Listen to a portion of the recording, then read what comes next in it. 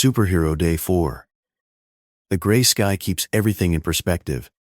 It's that weird time before sunrise where the world looks unfinished.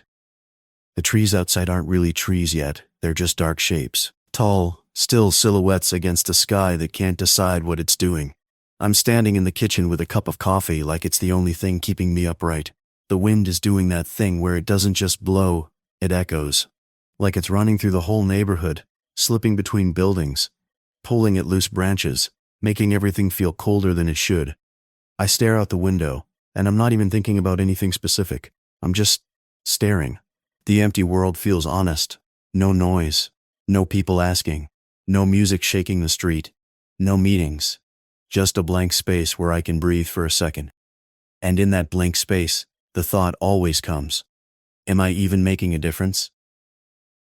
Not in some dramatic way. Not like I'm expecting a gold star. Just in the quiet way where you wonder if all your energy is going into a bucket with a hole in it. I don't hear her, because I'm still getting used to the fact that someone is here. It still surprises me sometimes. My apartment used to be a place where nothing happened unless I made it happen. Solitude. Quiet. No unexpected footsteps. So when she speaks, I flinch. I was thinking pasta for dinner tonight. She says, just like that. Normal. Casual. Like this is a regular household and we've been doing this for years. I turn fast, probably too fast, and she gives me this small smile, like she knows she startled me, and she's trying not to make a big deal out of it. Pasta. It's such a simple word, but it hits me right in the chest. Because it isn't about pasta. It's about the fact that she's planning something. She's thinking ahead. She's not living minute to minute in fear right now. And I didn't realize how much I needed to see that until it's standing in front of me, with messy hair and a hoodie. Yeah, I say, letting my shoulders drop a little. Pasta sounds great. She watches my face. Not suspicious, not probing, just attentive, like she's learning me the same way I'm learning her.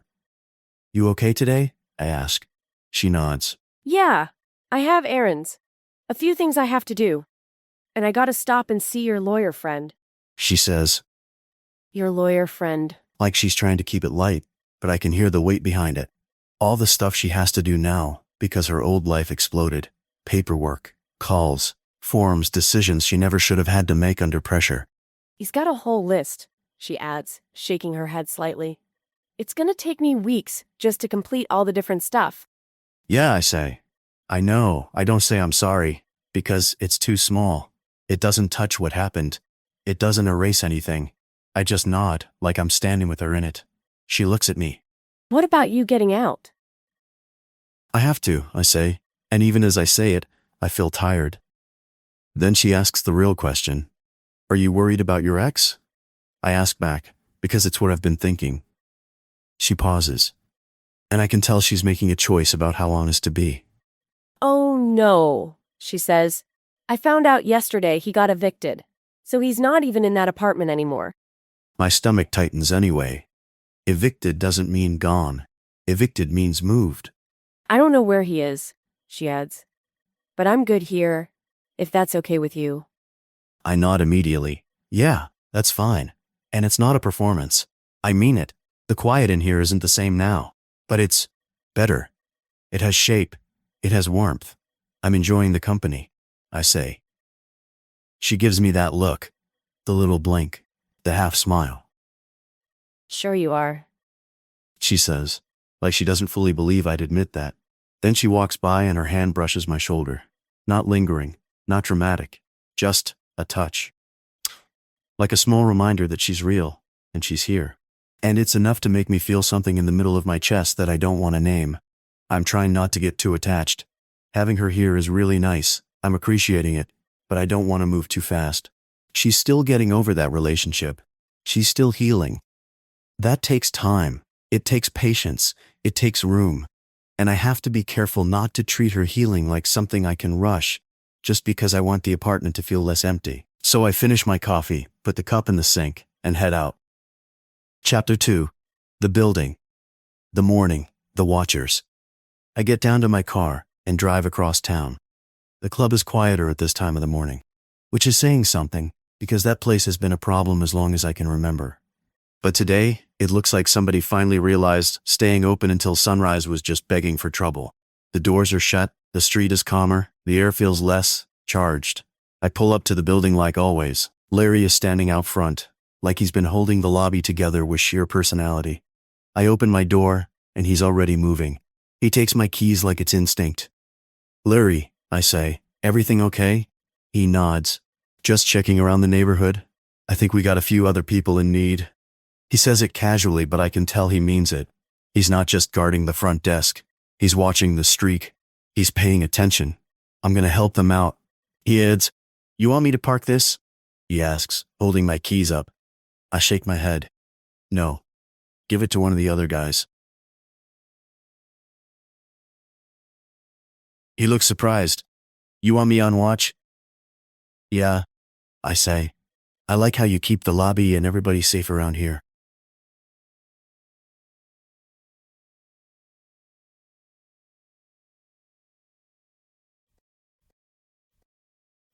"I want you staying right here." That lands on him. He stands a little straighter. Like it matters. "All right," he says. "Will you need the car for a while?" "Probably," I say. "If not, we can get it cleaned," he offers quickly. I laugh under my breath. "Sure, get it cleaned," he smiles.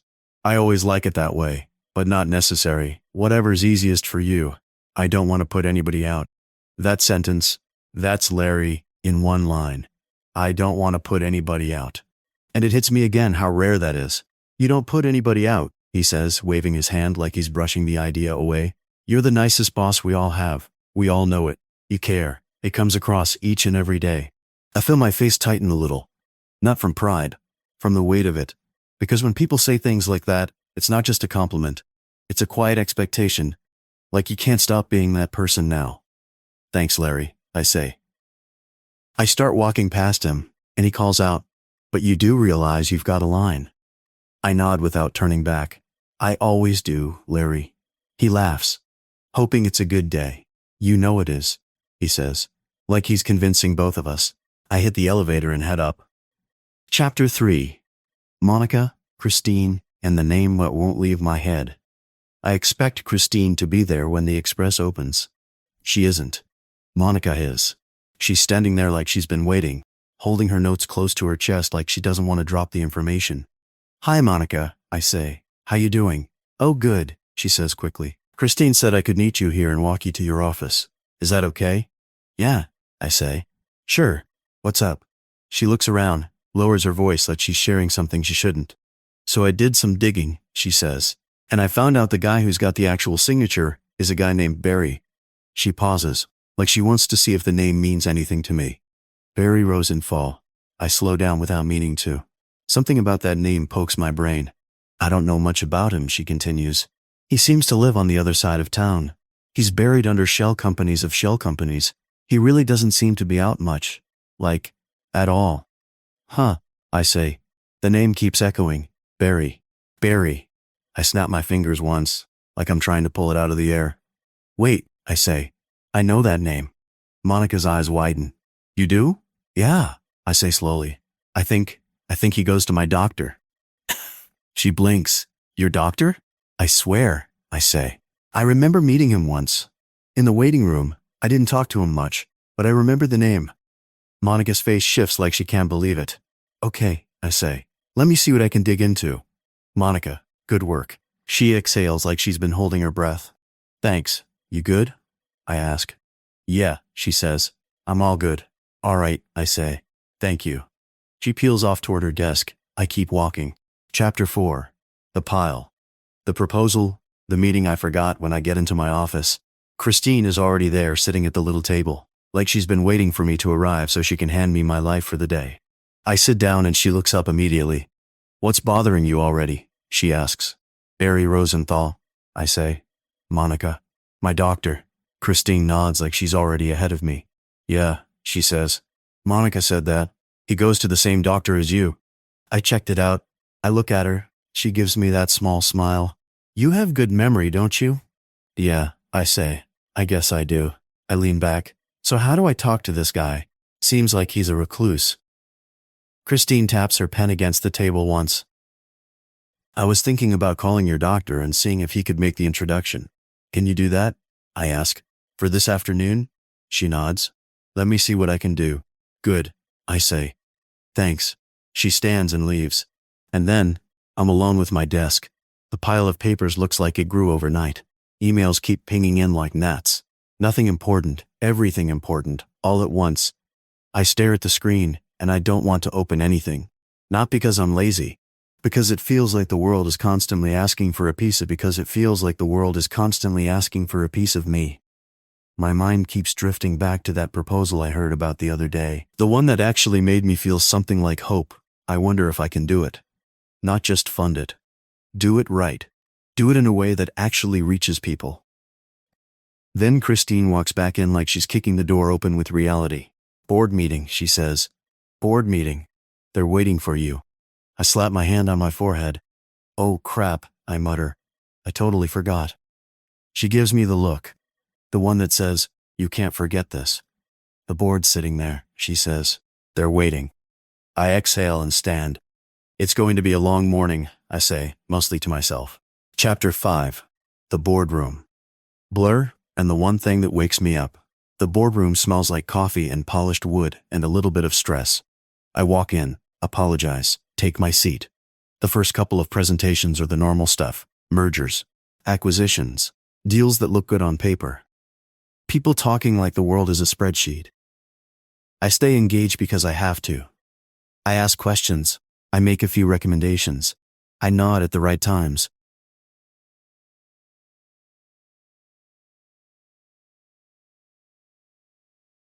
I don't let my face show what my body is carrying, because if I sit back even slightly, they'll know something is off. And I can't afford to look off. Not here. My board counts on me each and every day. So I perform. But by the time we hit the last 3 presentations, my brain starts slipping. Not fully, just enough. Their words turn into a blur. I'm still looking like I'm listening, but I'm not absorbing it the way I should. I glance at my watch more than once. Not because I don't respect them, because my mind is already on Barry. Already on that proposal. Already on the part of the day that feels like it might actually matter. Then a young guy stands up, and something about him is different. Not dramatic, not slick, just real. We all know Ao is taking over the world, he says. He name drops the big names, Meta, Google, OpenAI, and I can feel half the room tense up like they're bracing for a pitch about the next shiny thing. But he shakes his head. I'm not going to talk to you about building a product that competes with them, he says. I'm going to talk about something near and dear to our hearts. I sit forward, without even thinking about it. There's a lost generation, he says. People who don't understand technology. They don't know what it can do. They don't know how it could make their lives easier. He talks about translation, daily help, small uses that actually matter. He talks about community centers, veterans' homes, places where people are alone but surrounded. And I can feel my focus lock in, because he's talking about care, not hype. He's talking about removing obstacles, making things lighter, giving people a way to catch up without shame. My heart kicks up. I ask a question before I can stop myself. Is there a way, I say, in your proposal to gain feedback from what we hear in the community? What's going right? What's going wrong? How are you collecting it? The guy pauses. He looks surprised, like he didn't expect someone in this room to care about that part. We hadn't thought about that, he admits. But we can implement it. He starts talking about using OWL to collect information, store it, generate reports. I keep going, because now I can see it. Not just the program, but what it could lead to. Would the reports have summaries and highlights, I ask? Can we organize it so it shows patterns, opportunities? Where the community is struggling consistently? He nods quickly. Yeah, we can generate it in different ways. And I'm already thinking ahead, not like a businessman, but like someone who's tired of feeling reactive. Because if we can hear the ground, we can build something that actually holds. He sits down. The room is quiet for a second. The board looks at me. One person asks, any objections to these projects? I glance left, glance right. Nothing. All right, someone says. Executive session. The assistants leave. The presenters leave. The room shrinks down to the core group, and the first thing out of my mouth is honest. I want to fund the last project, I say. No questions asked. Nobody argues. Let's get it going, I continue. And I want monthly status reports. And within 6 months, I want at least one real idea implemented from what we learn out there. I pause, then add, not just data, something real. Everyone nods. Everyone agrees. And suddenly the meeting ends and I'm walking out like I can finally breathe again. Chapter 6. The lobby is a small community. Christine grabs me near the elevator. You have an appointment in 20 minutes with your doctor, she says. I blink. Really? That was quick, I say. Yep, she says.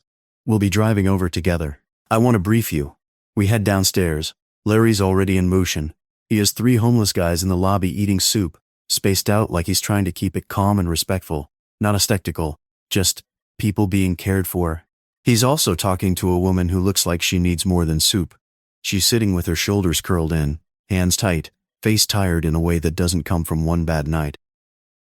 When Larry sees me, he starts to stand up. I wave him down immediately. Sit, I mouth. We're good. Keep doing what you're doing.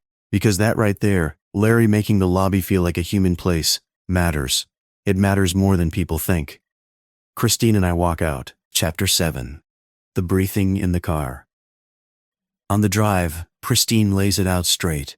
You gotta realize, she says, this guy doesn't care about money. I glance at her. What do you mean? He's got more than even us, she says. From what I can tell, he made it in investments overseas. Real estate. He's worth a couple billion easy. On record. I nod slowly. But all the shell companies, she continues. He hides behind them because he doesn't want to be interrupted. If you go in there trying to charm him with money, it's not going anywhere. Does he have kids? I ask. She checks her notes. 2 grandchildren, both boys, like 8 to 10. I nod. All right, Christine glances at me. Anything else you should know? Your doctor's a little annoyed. I smile slightly. He gets paid enough. It's not the pay, she says. He doesn't like patients meeting in his office. Did he leave early? I ask. You know he did, she says. It's just going to be the receptionist and you two. Barry knows you're coming. He does? I ask. It was the only way to get in there, she says. He wasn't coming otherwise. He's sure of your reputation. He's curious. Okay, I say. Curious. That word lands weird. Because I'm not trying to be known. Being known makes the night harder. But I can't control that now. We pull in. Christine chats lightly, tries to keep it normal. But my stomach is tight. Not fear. Anticipation.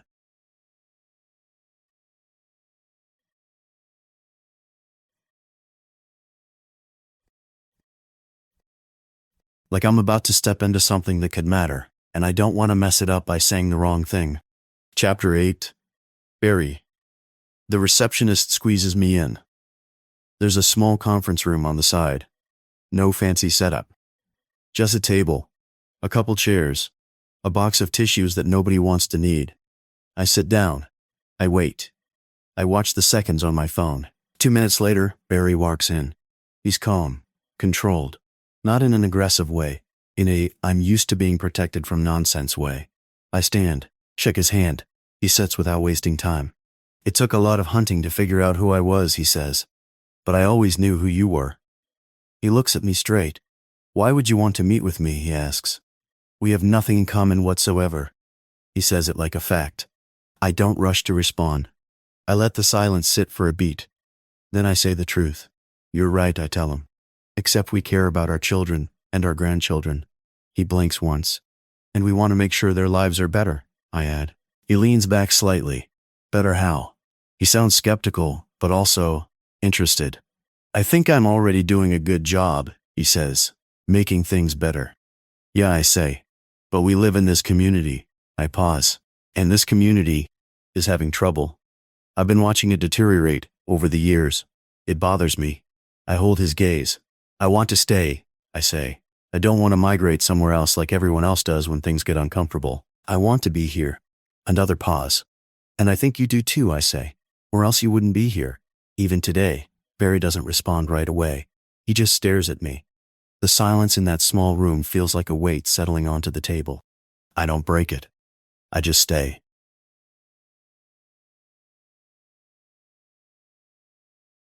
Finally, he nods. Almost to himself. I'm intrigued, he says. What do you need from me? I want to partner with you, I say.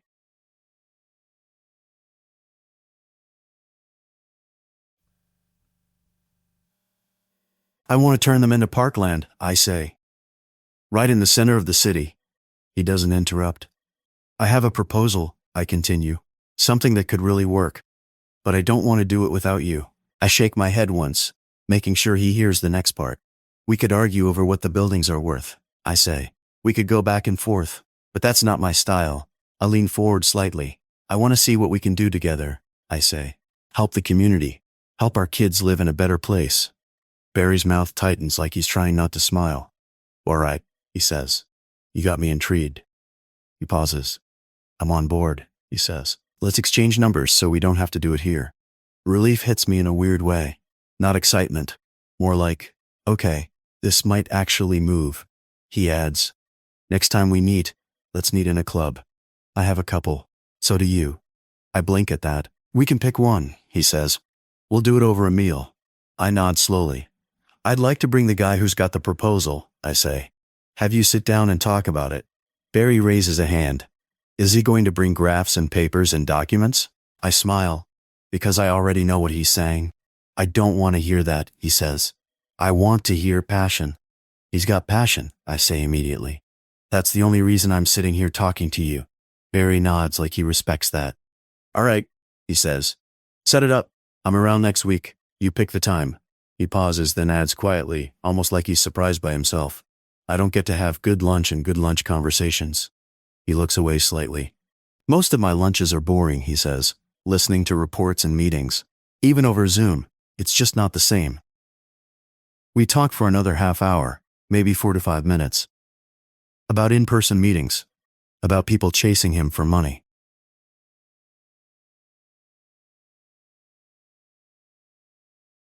About how tiring it is to be treated like a wallet instead of a person. And I can tell he likes this, not because I'm special, because I'm not asking him to rescue anyone. I'm asking him to join something, to stay. When we finally stand up, I shake his hand again. And as I walk out of that office, I feel something close to hope. Not big, not clean, just a small shift inside, like a door cracked open. And immediately the missing feeling shows up right behind it, like it doesn't care about good news. Quiet, unmoved, still there. Chapter 9. Dinner in the line we cross. I get home right on time, 5:30. When I open the door, the smell hits me like I walked into a different life. Meat sauce, pasta, warmth. Sharon is setting the table, not rushing, not frantic, just doing it. Like she's building something normal with her hands. I stand there for a second, and I don't move, because I'm tired, because I'm grateful, because I'm nervous. I've been dreading this conversation all day, and now it's sitting in the air between us like smoke. I sit down while she finishes. She puts the pasta down. She puts the sauce down. She sits across from me, that she doesn't start eating. She looks at me first. So, she says, voice calm but firm. Are you going to tell me about your night activities? There it is. Not anger. Not accusation. Just the boundary. My fork is in my hand, but I don't use it. I stare at the plate for a second, then back at her. Can I trust you? I ask. She doesn't hesitate. You can always trust me, she says. I'm nod once, and I feel my chest tighten, because saying it out loud makes it real. Okay, I say quietly. But this has to be kept between us. She nods. I'll tell you about the day, I say. But the night is only us. She holds my gaze. I know, she says. I'm not going anywhere. A pause. You can trust me, and something. Not relief, not resolution, just a small loosening. Like maybe I don't have to carry the whole thing alone in my own head anymore. But the weight doesn't disappear, it just changes shape. And I can feel that even as I finally take my first bite.